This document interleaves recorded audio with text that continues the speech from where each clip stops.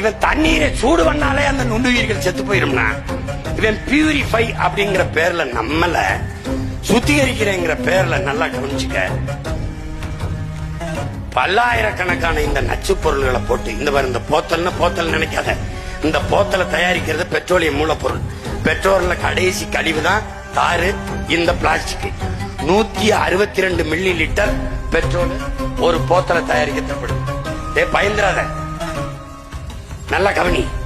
இதுல இந்த லட்சக்கணக்கான போத்தல்களை தயாரிக்க 1100 கிலோ இந்த பெட்ரோல் எரிக்க வேண்டியதுக்கு இது 1100 கிலோ கார்பன் டை ஆக்சைடு கரியமிலை வாயுவை நச்சு காற்றை வெளியிடுது. சாதாரணமான கிடையாது.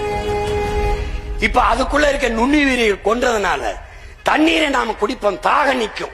தண்ணீரால மனித உடலுக்கு கிடைக்கக்கூடிய ஆற்றல் கிடைக்காது.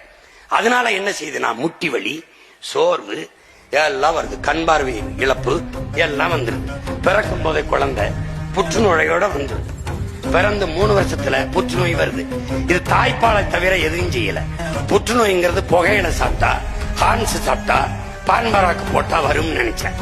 தாயின் மாறல பால் குடிச்சதை தவிர ஒன்னும் செய்யல. இதுக்கு ஏன் வந்துச்சு? ஏன்னா நீர் விஷமாயிருச்சு, சோறு விஷமாயிருச்சு, காற்று விஷமாயிருச்சு.